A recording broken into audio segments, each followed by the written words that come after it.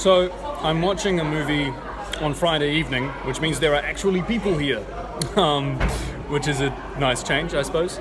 So I'm going to see Live by Night. It's a movie about this gangster, and so it's going to be interesting seeing the morality that is in most gangster movies and sort of that side of the law. It wasn't awesomely well received, so it might not be a good one, but it might be great.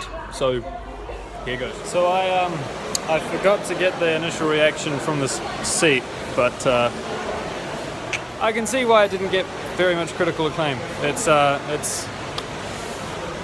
This movie is about a bad guy.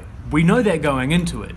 What makes this character redeemable is that his motives are based around deep romantic love.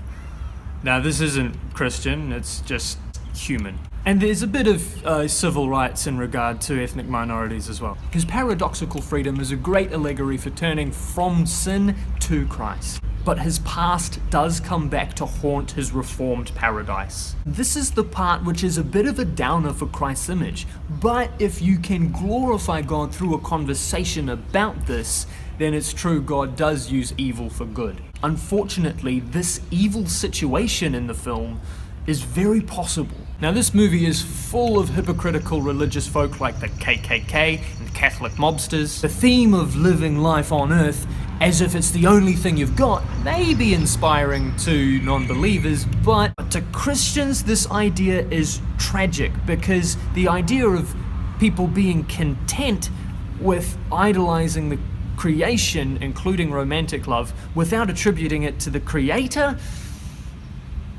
is ultimately fatal.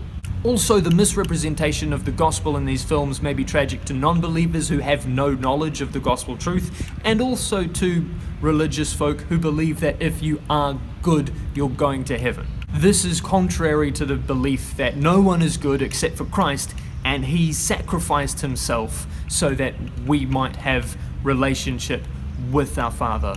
So if you approach this film as mere entertainment, don't. Mull over the questions it asks about your faith and answer them. Go to your church body and talk to a friend about it. If you're not Christian, find out about the real gospel versus the gospel presented in Live by Night by chatting to a Christian friend or popping into a church.